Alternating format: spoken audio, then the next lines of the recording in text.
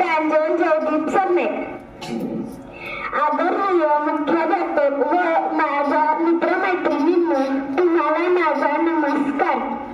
आज 15 ऑगस्ट 1947 रोजी इंग्रजांच्या गुलामगिरीतून भारत देश मुक्त झाला. इंग्रजही भारतीयांवर खूप अत्याचार करत. भारतीयांनी बंड पुकारले, उठाव, चळवळी, सत्याग्रह केली. आपल्या देशाला स्वातंत्र्य मिळवून देण्यासाठी लोकमान्य टिळक, भगतसिंग, राणी लक्ष्मीबाई, पंडित नेहरू अशा अनेक थोर वीरांनी आपले जीवन समर्पित केले. त्या शूर स्वातंत्र्य सैनिकांना माझे नमन.